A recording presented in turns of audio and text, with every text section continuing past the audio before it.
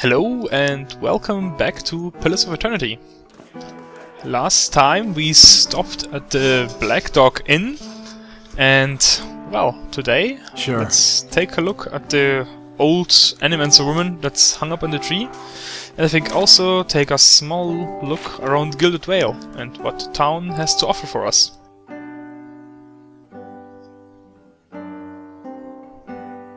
Okay, come on.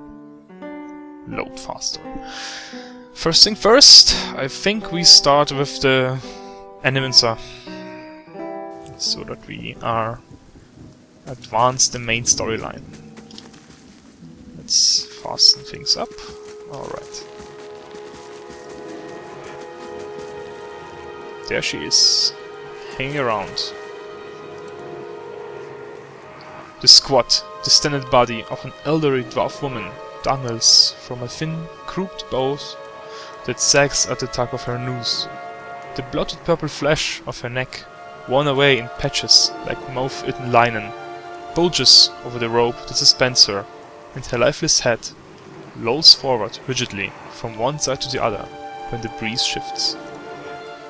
You perceive a faint glow around her that casts no light on its surroundings, but there is a tepid warmth to it, and you feel somehow that you could reach out and touch it. Not with your hands, but with some aspect of yourself that has no worldly dimension.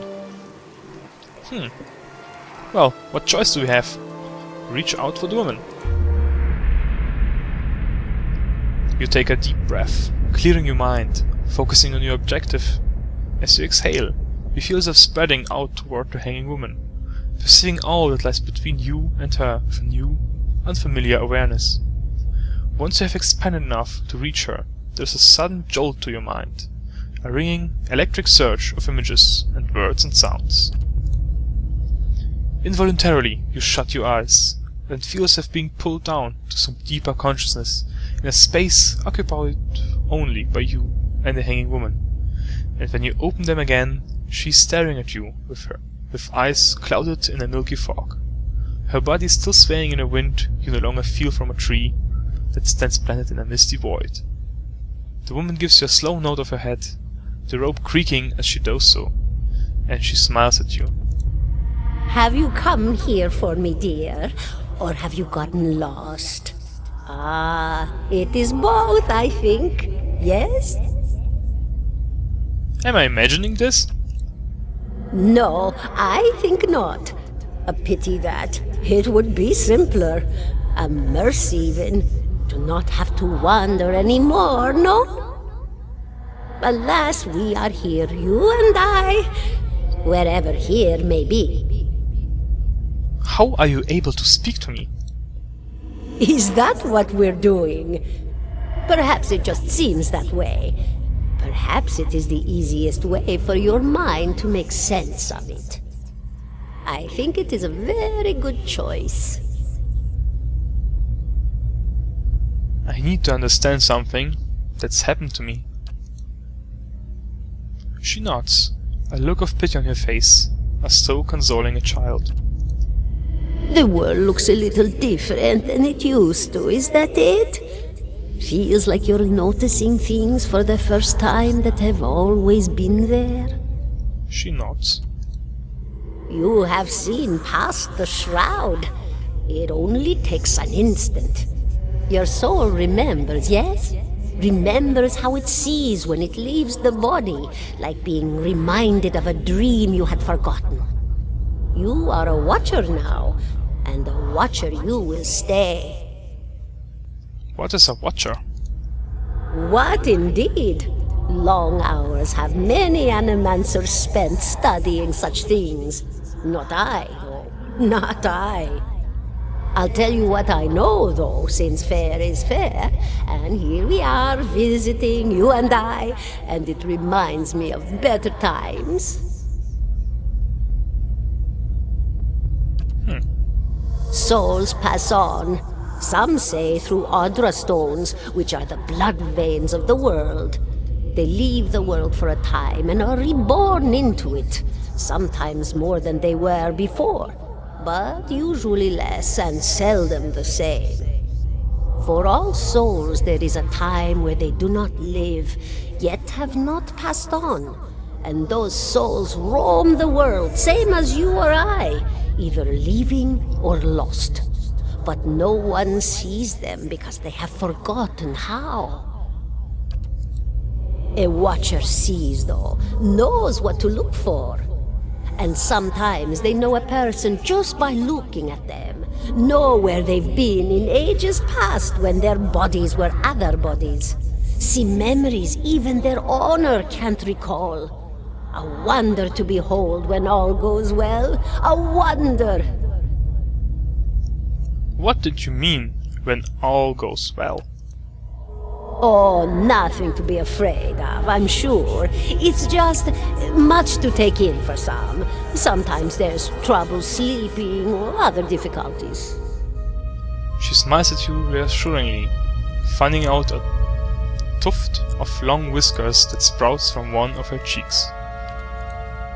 You should see old Meerwald. He could tell you much more than I. A watcher just like you. Helped many in his day. Took up in an old keep no one would claim. Not far, not far. Kadnua, beyond the Black Meadow. He will welcome the company. I think I survived a bivouac. Do you know where that would be? Did you now, dear? My, that would be something, wouldn't it? Could be luck, could certainly be. A storm can be a careless thing. Or maybe it got its hands around your soul but couldn't pick it up. A soul can be heavy if it stayed in one piece through its time. Strong souls, we call them in the trade. Cold, I mean. Called them. Those days are all behind me now. You said souls break apart over time? Oh, yes. Entropy. Rimagan's work. We know little of why or how. We lose pieces of ourselves when we die and pick up pieces of others when we are born again, but less than what we lost. We tried to stop it with the animantic sciences, but with little success.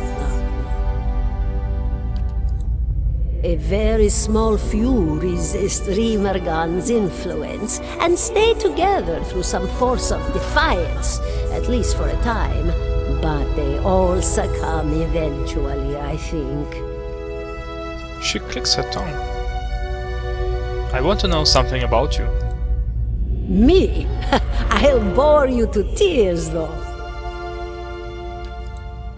And here I thought you'd come to visit me in particular.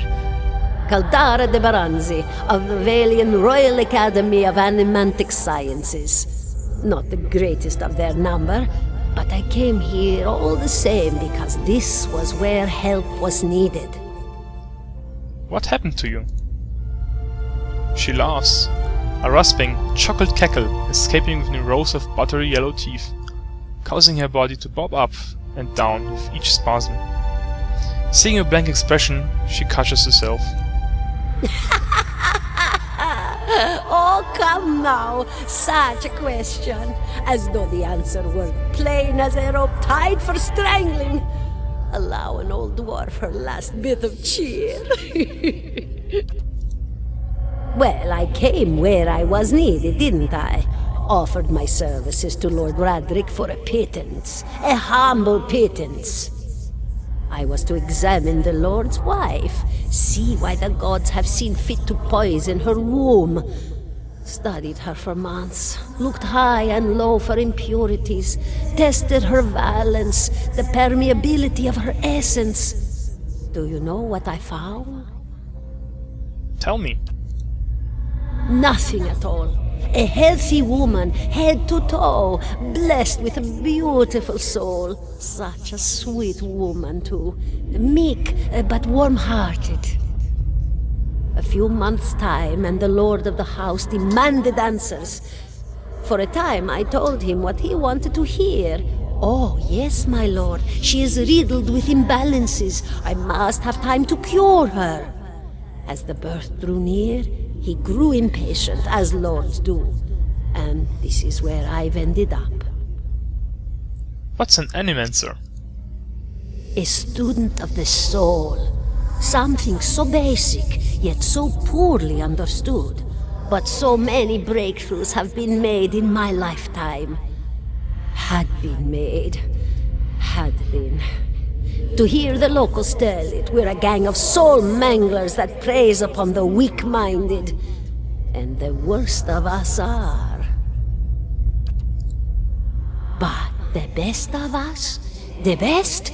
Inspirations, miracle workers. My parents were soul twins, miserable before they met, empty inside. It was an animancer who helped one find the other, turned their lives around. You wouldn't believe the stories. Amnesiacs helped to remember their lives. The suicidal brought back from the brink of oblivion. The elderly afforded extra moments to say their goodbyes. How soon we forget when we're afraid. It's a fascinating science. A fascinating time to be alive in a place like Deerwood that does not control the research, no? I love the Valian Republics for many things, but their recent caution will leave them behind, I fear. I had other questions. Of course, dear. Well, seems like I asked everything already. Farewell. Goodbye, my dear. It was lovely visiting. Caldara closes her eyes and her head slumps forward over the noose, and your surroundings seem to bleed into your vision from some unknown place of waiting. Alright, there we have it. We are now a watcher. Some kind of medium with a strong soul. Actually, this is a key point in the world of Pillars of Eternity. The souls are being reincarnated, and there's a lot of magicians that are playing around with them. But we will see that in the future. Alright. 17 and a half. What? The smell of pipe smoke, at once earthy and sweet, winds its way into your nostrils. Your eyes trace the smoke to its origin, where you find a broad man with straw-colored hair, leaning against a mossy rock wall, his pipe held to his lips with one meaty hand. He looks to you directly in the eye, but the look is not aggressive. He regards you with a peculiar smirk. 17 and a half. Well, it could be 18, depending on how you count the dwarf woman. What are you talking about? The people hanging from the tree. 18 of them. Well, last I counted, anyway. Name's Adair. So to the people around here, might as well be 19. Don't think I'd put you much higher than 22, 23 tops. You look like the sort that likes to get involved. What was that about dwarf? The dwarf woman. You were trying to figure out whether to count her as a full person. I think you oughta. What makes you think I was interested in the dwarf woman? He looks at you a moment, his brow arched. His smirk broadens. I was smoking over here, saw you staring at her. Twice I refilled my pipe. You never so much as blinked. Your mouth was so slack I took you for a radrick at first. What is it to you? You'll have to forgive my curiosity. Around here we prefer to turn a blind eye to our dead. It's none of your business. Fair enough. If folks around here minded their business, then that tree over there would have few less swine chimps. Maybe I should take heed. I'll leave you to your corpse staring. Well, this is the second companion that you can recruit, and I'm seeing that I leveled up. Let's see. I could, another point in athletics, and I don't think I will be using many scrolls with the warrior. Probably because he's getting hit all the time, and well, I think I will need the quick slots for potions, so I think survival would be better. And the last point, I'm going to just leave for the next time. Alright, this is the crucial skill that I need. Defender. The fighter adopts a more conservative combat strategy, concentrating on defending incoming attacks. The fighter receives a bonus to deflection and increases his or her number of engagement targets to 3, but at the expense of attack rate. This means I'm hitting slower, but I can bind 3 targets at once. So I can keep more guys from the other party members. Alright.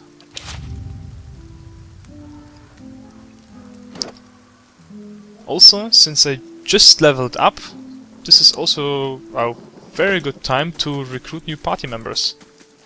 Because, wait, let's see it at the inn.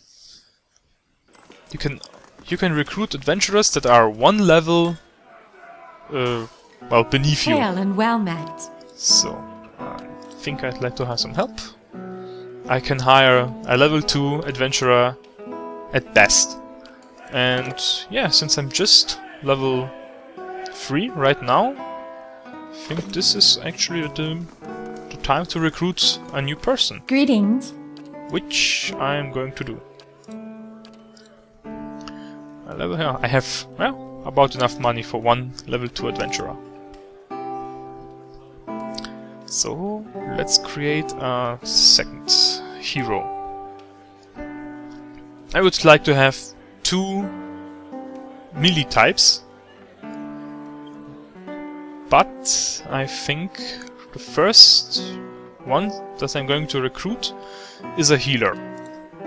So for a healer I thought of a more knightly party, so I'd like to take a dwarf priest that's more like a cleric from Dungeons and Dragons.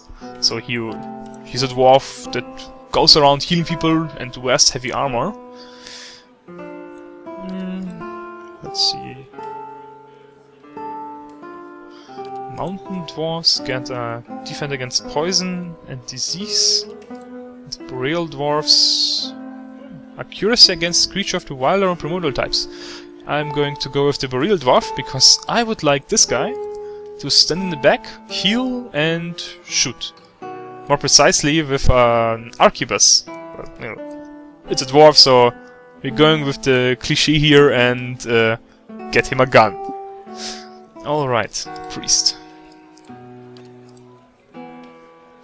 Also, the goddess of war and fire is also fit for a gun-staring dwarf. Alright, let's see. He needs some might, which gives damage and healing, and intellect, which gives area of effect, duration, and will saves. So, yeah, let's give him like 16 intellect, dexterity, action speed, and reflex. Let's give him 12 dexterity. The same for resolve.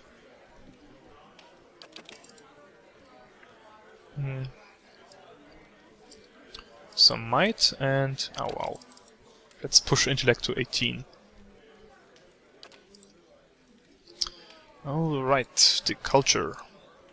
Resolve, dexterity. I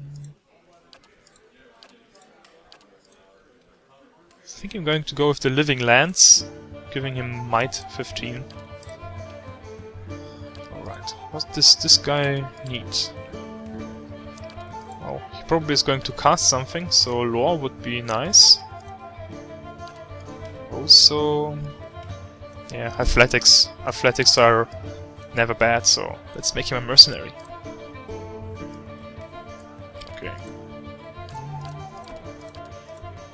Okay, 2 dwarven portraits. I'm going to go with this one. Because he got heavy armor on. I think we can leave the colors as they are. Also the skin. The hair. Okay, it's the darkest available. Let's see. I think this face and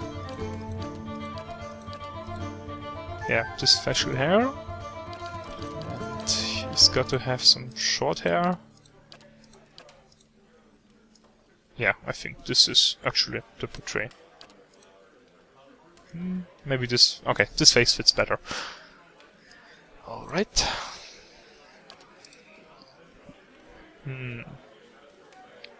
Male mystic. Oh? I shall lead us. Okay, let's go with that. Enter name. I'm always bad with names. I kinda wish they had a random name generator. But he's a dwarf.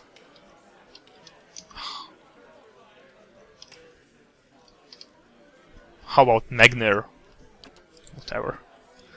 Okay. The second party member. Oh? And after we created him, he's level 1. We now can level him up. Okay. Let's put him another point in lore. You can now use level 2 scrolls. And yeah. Okay. Let's put it that way. 4 athletics, 5 lore. Let's see.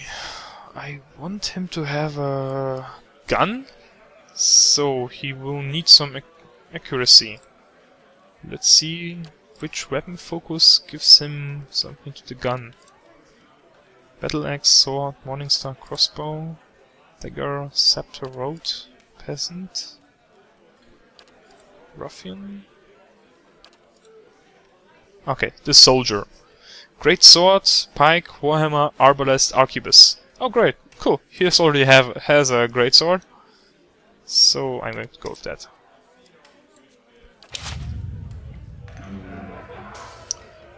Okay, there is my new party member.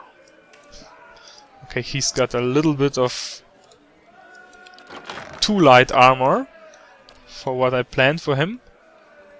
But yeah, for now I'm just going to change it to leather armor, I think. And well, I will have to leave him with the greatsword. Alright, I see we are 20 minutes into the video already, so yeah, I think I'm going to push the exploration of Gilded Vale to the next video. I see you next time in Pillars of Eternity.